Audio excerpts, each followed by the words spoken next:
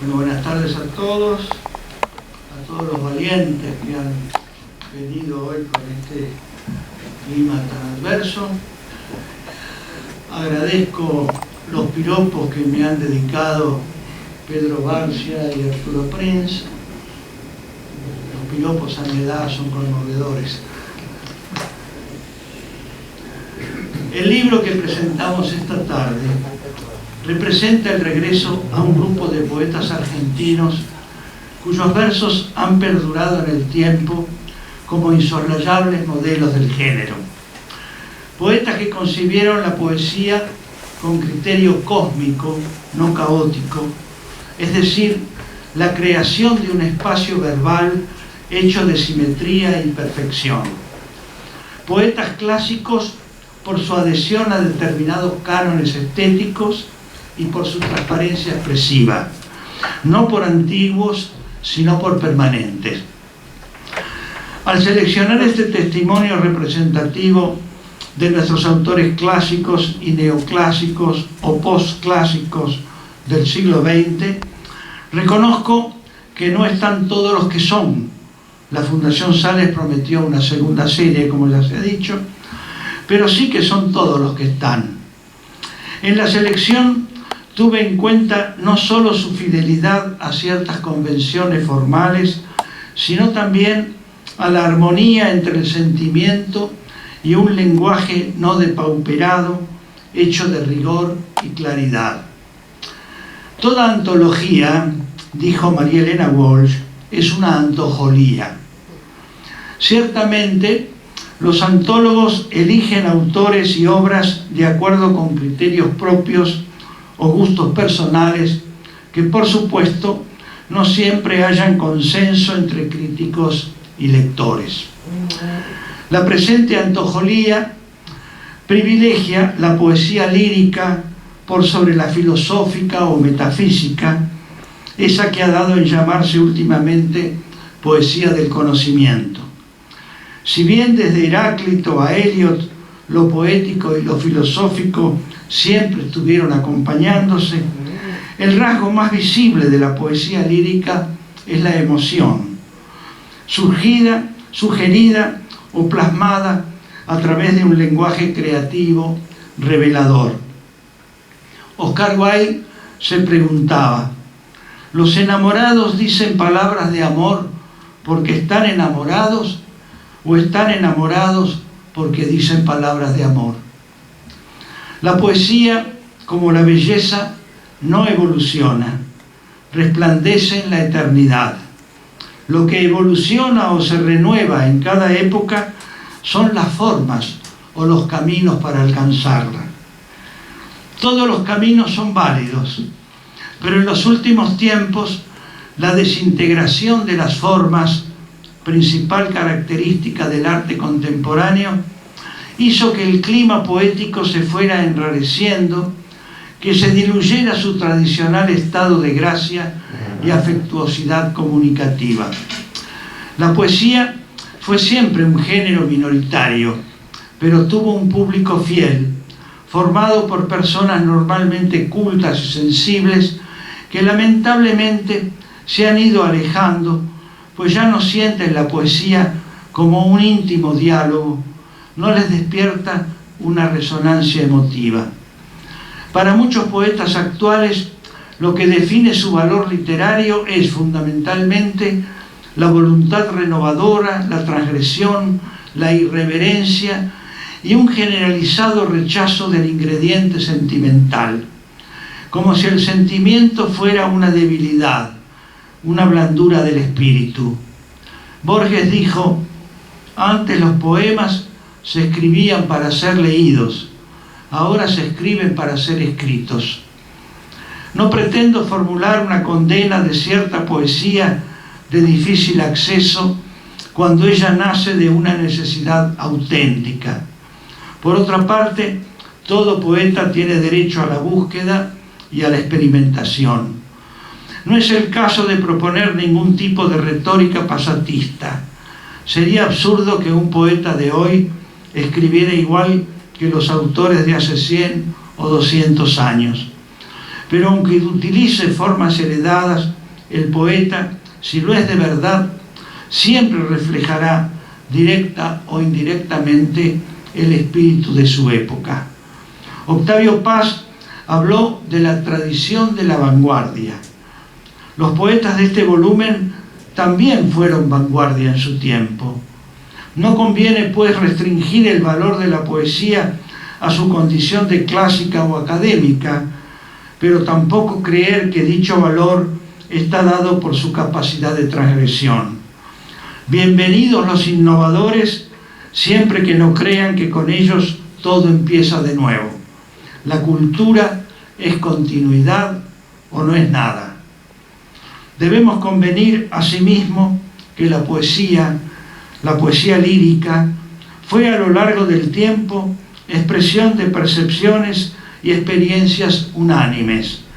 La soledad, el amor, la celebración del paisaje, la nostalgia de la infancia, la intuición o el desasosiego de la muerte, la perplejidad ante lo desconocido, el sentimiento religioso y otros temas con los que el lector podía identificarse, experimentar una misteriosa sensación de acercamiento a lo esencial.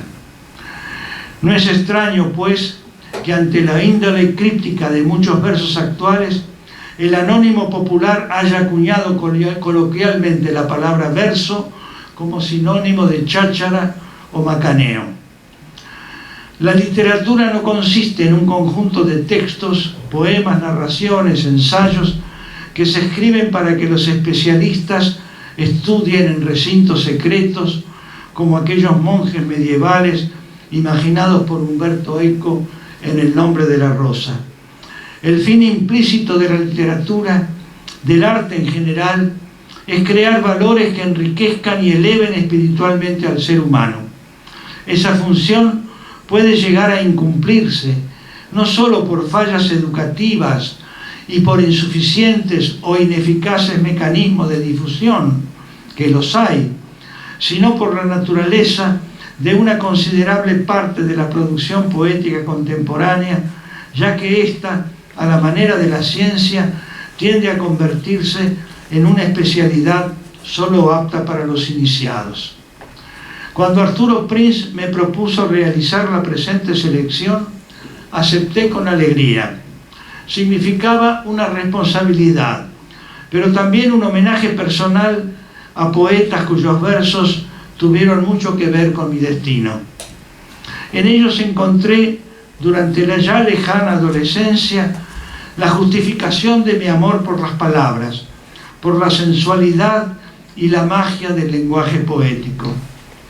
Borges, citable siempre, recordó que a los 10 años oyó a Evaristo Carriego en la sobremesa familiar recitar una poesía de Almafuerte, y los versos dichos por aquel visitante de la calle Serrano le hicieron experimentar una suerte de revelación. El niño descubrió que las palabras, que hasta entonces solo servían para comunicarse con los demás, también podían ser una pasión y una música. Hermosa definición de la poesía.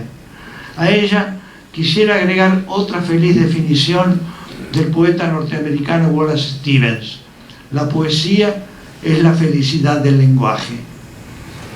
Los 25 poetas reunidos en este libro, cada uno dentro de su personal estilo, responden a dichas definiciones. En ellos podemos corroborar la sublimada manifestación del sentimiento, los múltiples gozos y melancolías de la aventura humana, la invención de originales imágenes y metáforas y la fluencia armoniosa de sus palabras, sea en estrictos sonetos, en cadenciosos romances o en el ritmo interno de versos libres. Sus composiciones no se limitan a ser un encadenamiento de reflexiones, de visiones oníricas o de protestas sociales. Y si en algún momento abordan o rozan cualquiera de esas instancias, ellas siempre quedan superadas por una suerte de fulgor verbal, por ese dichoso e inexplicable misterio que llamamos poesía. Mi aspiración al ordenar esta selección antológica ha sido que los lectores sientan, experimenten, como decía Borges, la gozosa presencia de la belleza o de una iluminación reveladora. El presente volumen se titula 25 poetas argentinos contemporáneos. Alguien podría objetar la caracterización de contemporáneos aplicada a varios de los poetas elegidos. Es verdad que algunos desarrollaron sus vidas y escribieron sus obras en la primera mitad del siglo XX, pero la mayoría de ellos siguió publicando sus libros hasta las últimas décadas de esa centuria concluida hace poco más de un decenio. Los hemos conocido, hemos convivido con ellos. Creo, por lo tanto, que podemos considerarlos contemporáneos. Además, como decía Barcia, la poesía, la buena poesía siempre es contemporánea. Otra aclaración. Algún lector extrañará la ausencia en este libro de poetas importantes como Ricardo Molinari, Juan L. Ortiz u Olga Orozco. Si ellos no figuran aquí, es porque ya fueron incluidos por Osvaldo Sbanazzini en el tomo antológico publicado anteriormente por la Fundación Sales para la Ciencia y la Cultura. Y una última aclaración.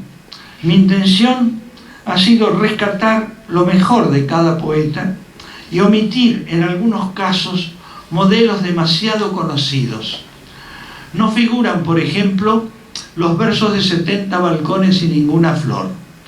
Su autor, Fernández Moreno, con mezcla de disgusto y resignación, creía que después de haber escrito tantos y buenos versos, solo iba a quedar por sus 70 balcones.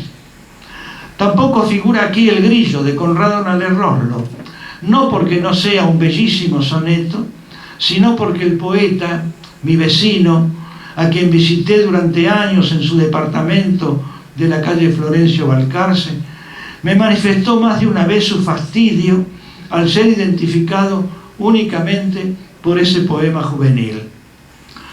Aquí están representados por orden alfabético algunos altos y nobles poetas que enaltecieron y continúan enalteciendo nuestras letras. Desde autores de principios de siglo como Lugones y Banch, a ese rico y variado espectro de voces poéticas surgidas en los años 20, Borges, Bernardes, Marechal, González Tuñón, Rega Molina, Pedroni, Mastronardi, y algunos poetas representativos de la generación del 40, continuadores de aquella línea neoclásica y neorromántica. Nalerroslo decía que un clásico es un romántico que ha aprendido el oficio. Aquella línea, decía, que se caracterizó por su rigor estético y la transparencia de su expresión. A todos estos poetas ya fallecidos decidí agregar en las últimas páginas a Horacio Armani, poeta que afortunadamente aún está entre nosotros. Lo hice porque lo considero un gran poeta clásico o neoclásico del siglo XX.